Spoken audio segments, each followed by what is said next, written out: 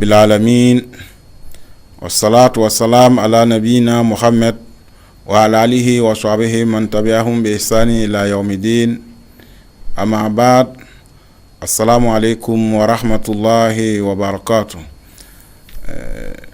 Nous louons Allah subhanahu wa ta'ala, le créateur de l'univers et de son contenu. Nous le louons, nous le glorifions et nous lui demandons de déverser sa grâce sur le noble prophète Mohammed sallallahu alayhi wa sallam, sa famille, ses vertueux compagnons et tous ceux qui suivent et qui suivront leur pas jusqu'au jour du jugement dernier. Nous demandons à Allah subhanahu wa ta'ala de nous faire partie de cette communauté. Et alhamdulillah, après une rupture du fait de Ramadan, nous nous retrouvons aujourd'hui encore pour la suite de l'émission Question de droit.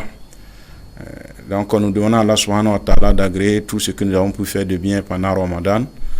Et nous demandons qu'il nous accorde encore beaucoup d'autres Ramadan afin que nous puissions nous améliorer. Donc nous avons le plaisir de recevoir encore notre frère bien-aimé Saïdou Compaoré, qui n'est plus à présenter pour le débat ce soir, Inch'Allah.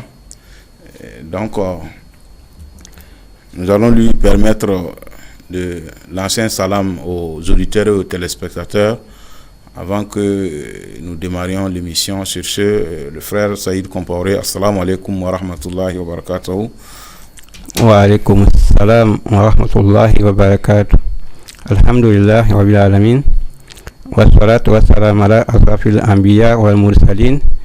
Sayyidina Muhammadin sallallahu alayhi wa sallam wa ala alihi wa sahbihi ajma'in wa man tabi'ahum bi ihsan ila yawmiddin.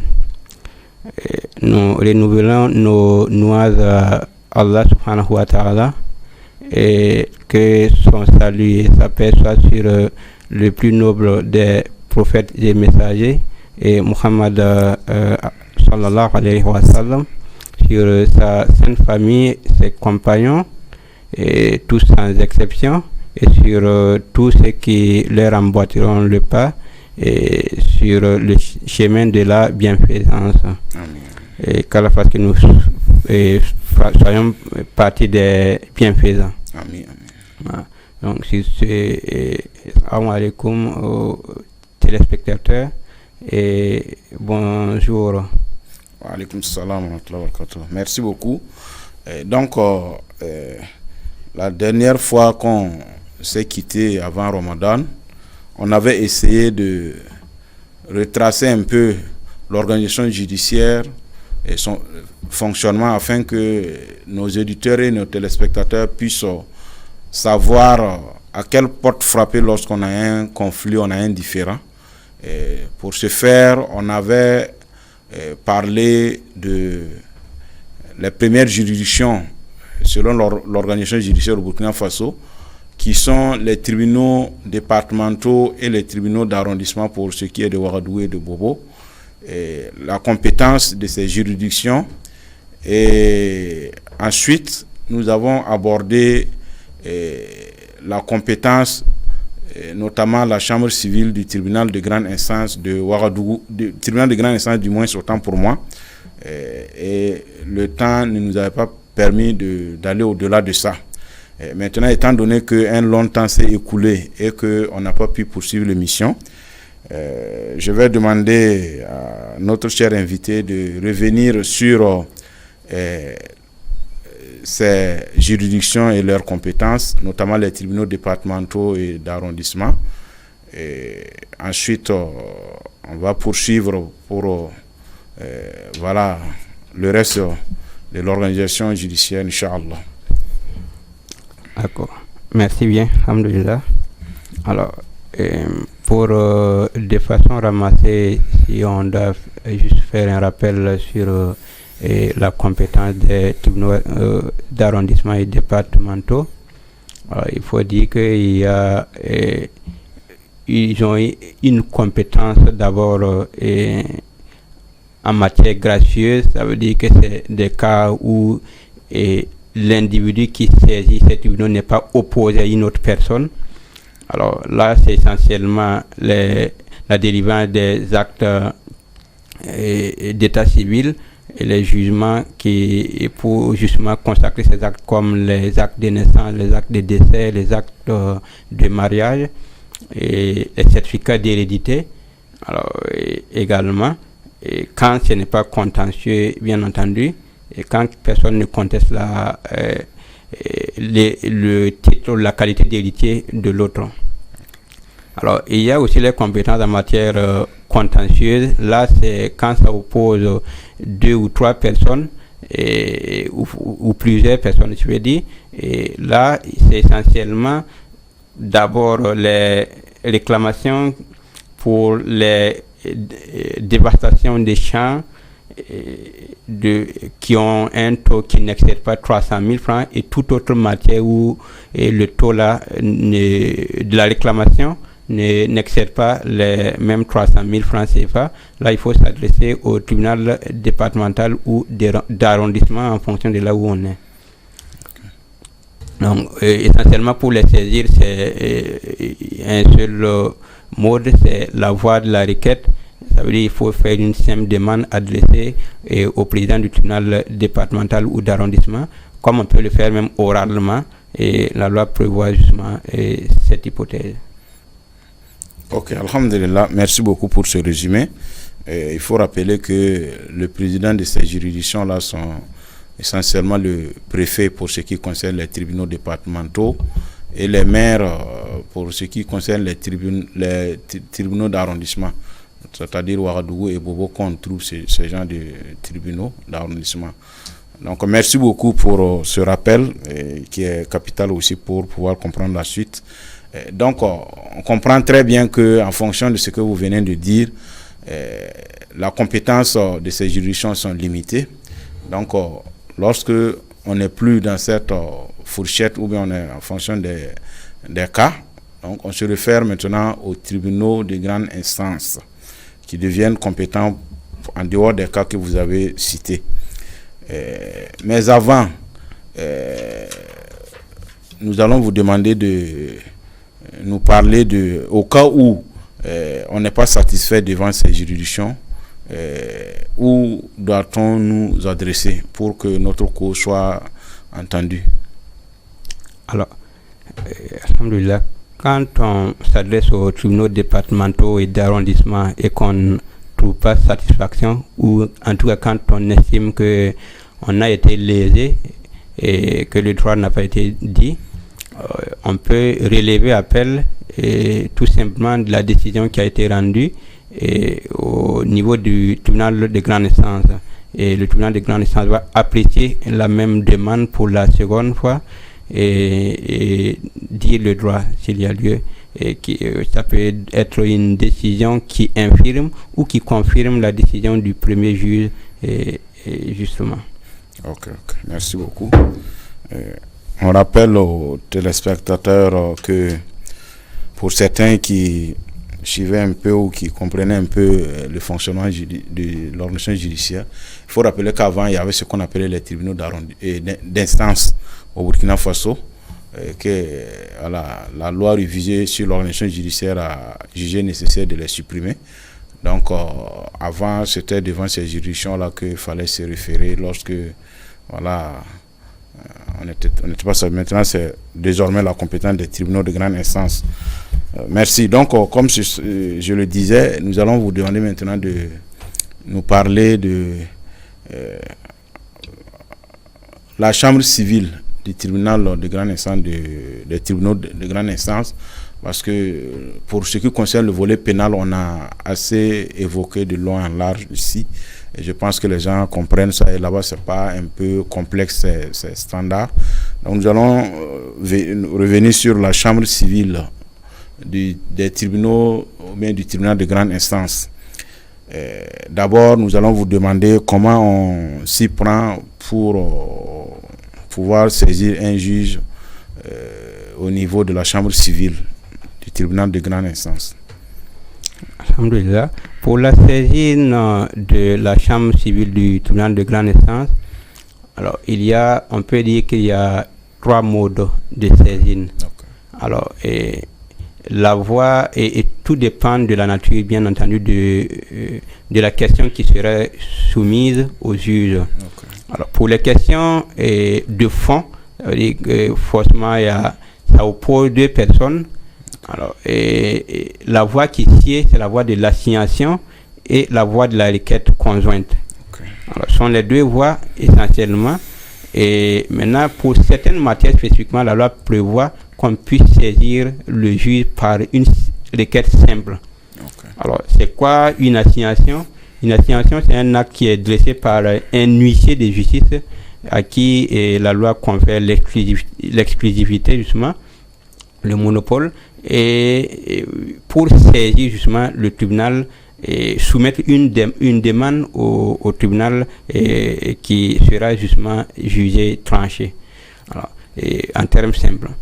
Alors, l'huissier, c'est quelqu'un qui exerce à titre autonome, et l'usager qui veut saisir le tribunal de grande instance, la chambre civile, et pour lui soumettre une question, s'adresse à l'huissier qui instrumente justement l'assignation, qui saisit le tribunal et qui programme déjà qui décide déjà de la date de l'audience, parce que les huissiers connaissent les dates d'audience déjà prédéfinies au début de l'année judiciaire.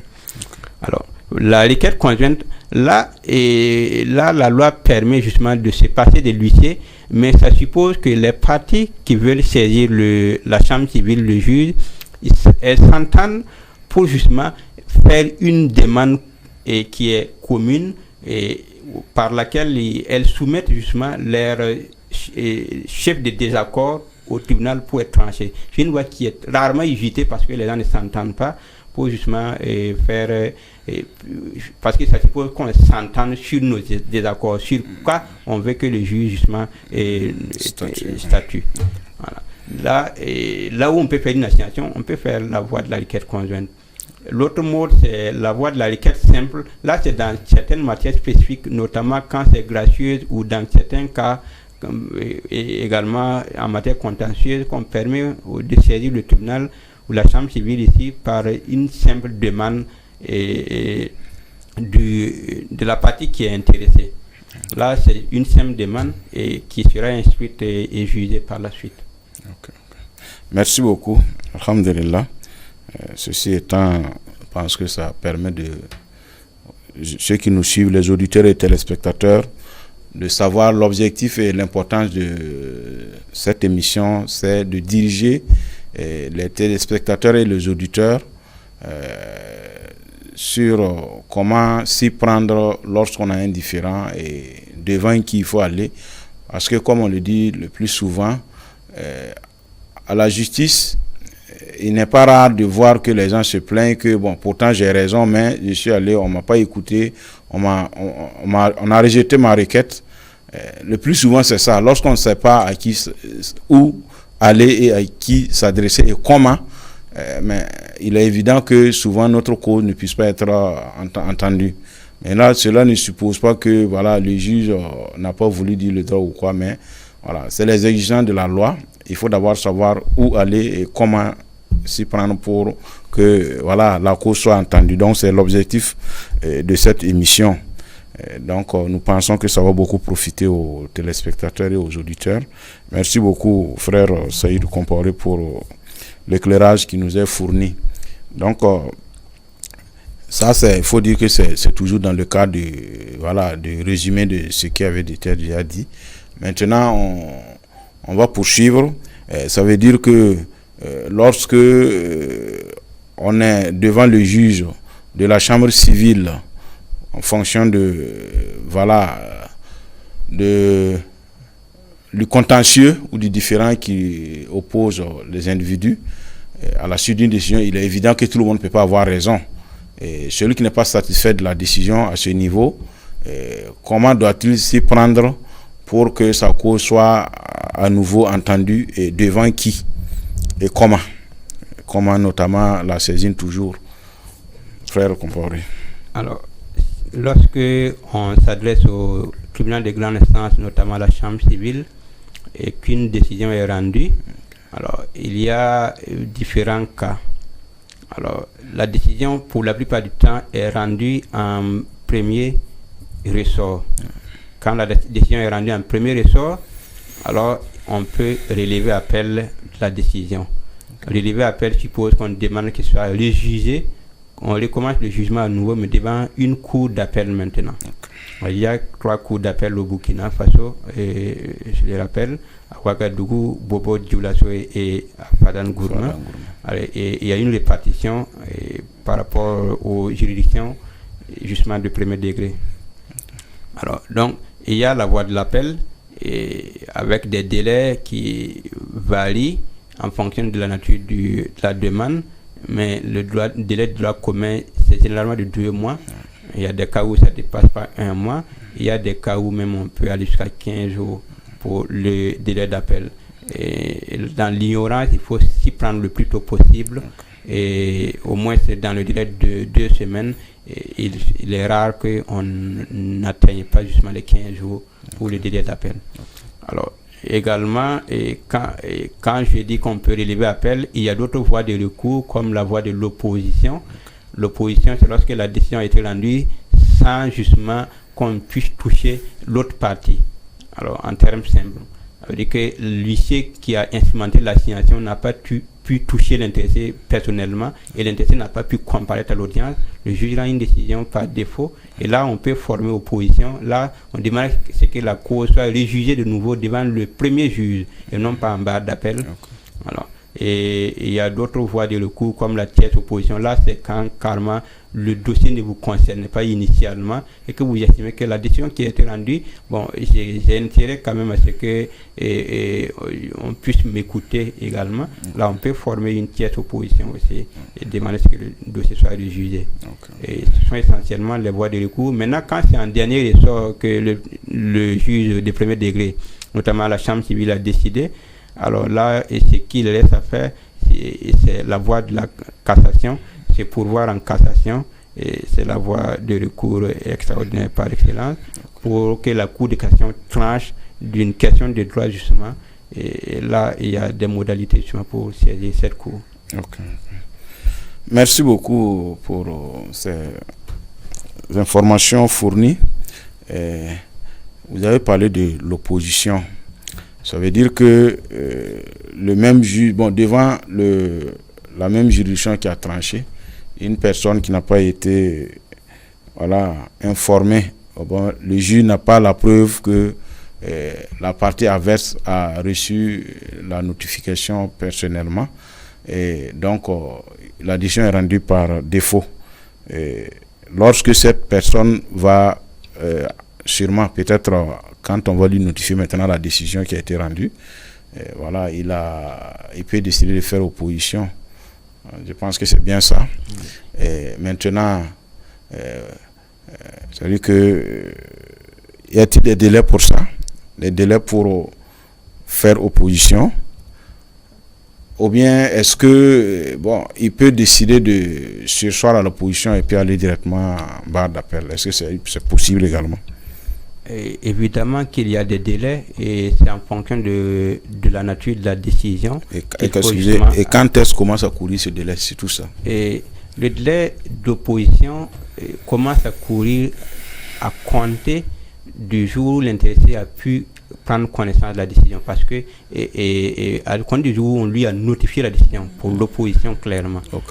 Parce que, ou bien lorsqu'on commence un acte d'exécution, l'intéressé doit commencer à calculer. Imaginez que la décision vous condamne à payer une somme d'argent et on veuille vous obliger à payer. À ce moment, on a l'huissier qui saisit vos biens, par exemple. Il y a un acte d'exécution qui est posé. La personne n'est pas dit qu'elle ignore encore l'existence de la décision. Voilà. Ou qu'on lui notifie ça. Généralement, ça ne se fait pas sans la notification.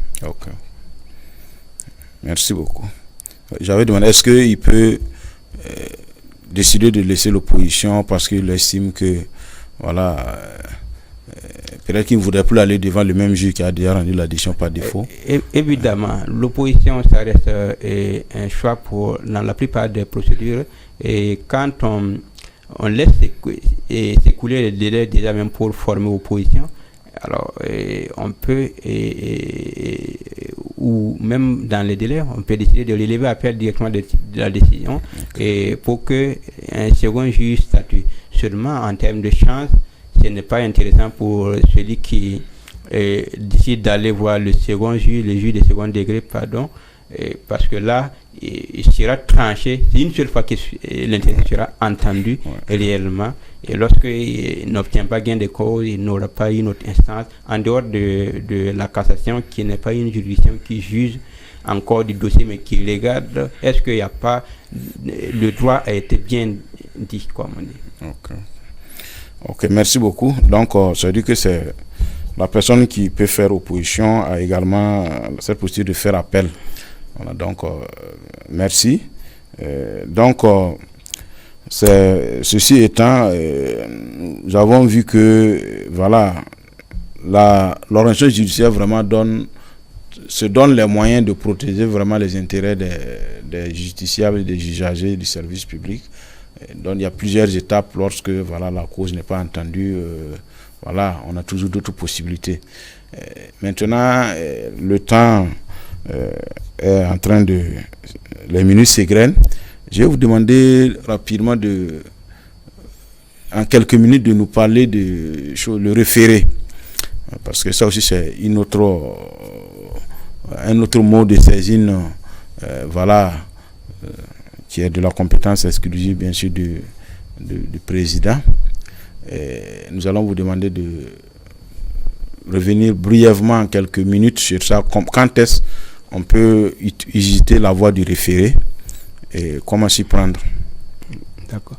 Le référé, c'est, en termes simples, c'est une procédure qui est accélérée par essence, une procédure par laquelle on demande au président du tribunal ou à un juge à qui il délègue ses pouvoirs de trancher une question qui n'est pas une question normalement de fond. C'est des questions qui sont plus ou moins évidentes et on l'appelle le juge de l'évidence et le juge de l'apparence. Quand c'est suffisamment clair, on peut saisir le juge des référés pour prendre une décision rapidement. Alors il y a différentes hypothèses. Il y a le référé qui est motivé d'abord par l'urgence. Alors, quand il y a une décision qui doit être prise urgemment et qu'il n'y a pas de contestation sérieuse là-dessus, on peut saisir le président du tribunal de grande instance ou le juge qui a délégué ses pouvoirs. Généralement, il y en a tellement au sein d'un tribunal de grande instance qui va justement trancher la question, prendre une décision rapidement qu'on appelle une ordonnance. Alors, et cela, c'est juste par la voie de l'assignation.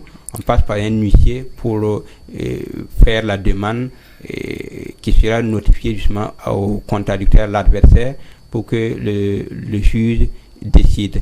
Et généralement, la procédure est rapide, de sorte que en fait, ça permet de limiter les dégâts par moment. Alors, l'autre aspect, c'est il y a des cas, par exemple, du référé provision. Le référé provision, et lorsqu'il y a quelqu'un qui vous doit et que ce n'est pas véritablement contesté, au lieu d'aller devant la chambre civile pour que avec tout le temps que cela met pour instruire le dossier, alors on peut saisir le juge des référés qui va vous accorder ce qu'on appelle une provision.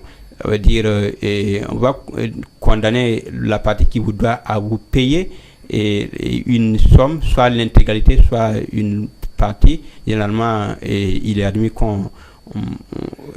que l'intéressé soit condamné à payer l'intégralité de la créance.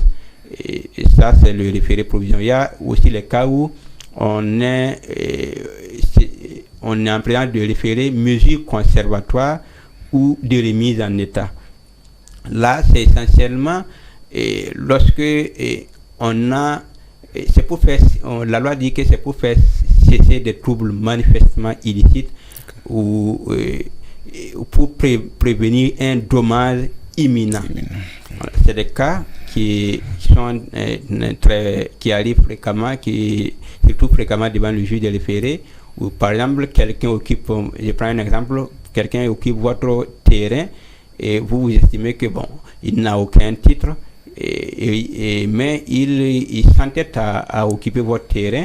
vous partez voir le juge des référés, en passant par un huissier bien entendu, qui va expulser l'intéressé. Ça, c'est juste une mesure de remise en état, ou bien quelqu'un qui, par exemple, des cas de nuisance sonore, et vous voyez que vous avez intérêt à ce que ça cesse, vous pouvez saisir le juge des référés qui va justement rendre une décision pour ordonner à l'intéressé de cesser justement les troubles quand ce n'est pas justement fondé sur un droit. Alors, donc c'est essentiellement ça, mais à côté du référé pur et dur, il y a ce qu'on appelle les difficultés d'exécution qui ne sont pas, qui empruntent la même voie que le référé par rapport à la procédure, mais au fond, il y a une différence nette parce que là, c'est un véritable juge de fond qui peut prendre une décision de fond et sans avoir regard à l'apparence ou à l'évidence. Là, c'est carrément une autre procédure.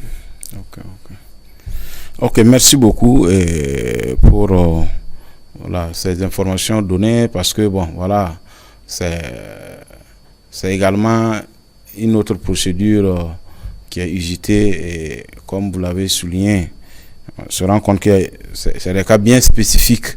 Voilà, on ne peut pas se lever parce que bon, voilà, je veux que mon affaire soit rapidement entendue, donc je vais saisir le juge des référés. La loi a bien précisé quand est-ce qu'on peut saisir ce juge. Donc, merci beaucoup. Donc, comme on l'avait déjà parlé, lorsque après l'appel on n'est pas satisfait, on part, voilà, on pourvoit en cassation. Et à ce niveau, on en a déjà parlé, il faut passer forcément par des avocats, parce que là-bas, c'est la question de droit qui se débat, c'est pas les faits. Et là, pour aller en cassation, il faut forcément avoir un avocat. Et si vous n'avez pas d'avocat, ça veut dire que voilà, vous allez vous contenter de la décision voilà, de la cour d'appel en dernier ressort. Donc, merci beaucoup pour toutes ces informations. Nous pensons que les auditeurs et les téléspectateurs également ont tiré beaucoup profit de ce que vous venez de donner et que désormais, voilà, les gens sauront comment saisir la justice et quel juge particulièrement et voilà comment s'y prendre pour voilà, le saisir. Et là, ça augmente votre chance que votre cause soit bien entendue et que bon, le droit soit dit. Là, vous avez toutes les chances, il y a des différentes étapes. Donc, c'est très important. Donc, rapidement, nous allons, il nous reste à peine 3 minutes. Nous allons survoler la question du droit social. Parlez-nous un peu de comment on peut arriver devant le tribunal de travail. En 1 minute, juste comment arriver devant le tribunal de travail. Alors, alhamdoulilah, merci.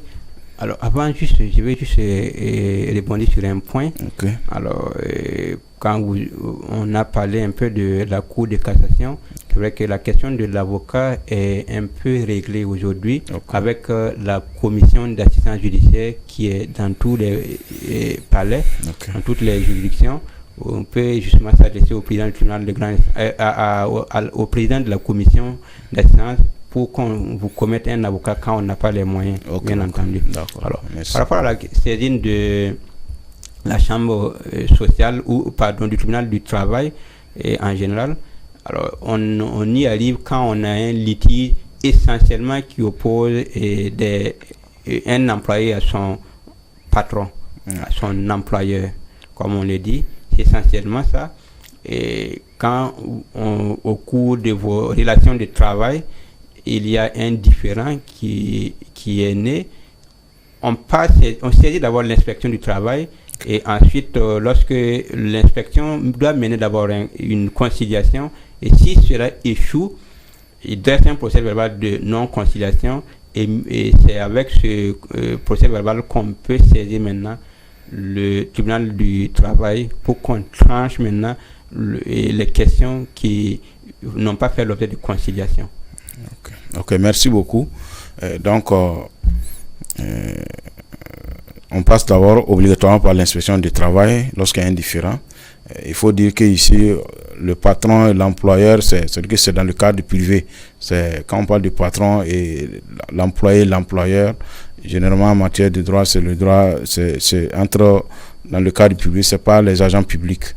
Donc, c'est-à-dire que lorsqu'on passe obligatoirement par l'inspection du travail, et après là, lorsqu'on ne s'entend pas, lorsque l'inspection du travail n'arrive pas à résoudre le problème, voilà, on saisit sur la base du PV que va dresser l'inspecteur du travail, on saisit le tribunal de travail, et là aussi, lorsqu'on n'est pas satisfait, la voie de recours qui s'offre là, c'est l'appel également. Donc, ça rejoint les autres modes de fonctionnement. Donc, merci beaucoup, le frère Saïd Compaoré. Qu'Allah vous récompense pour tout ce que vous avez donné comme information qui est très capitale pour nos téléspectateurs et nos auditeurs. Nous demandons à Allah subhanahu wa ta'ala de nous coller encore une prochaine fois. Assalamu alaikum wa rahmatullahi wa barakatuh.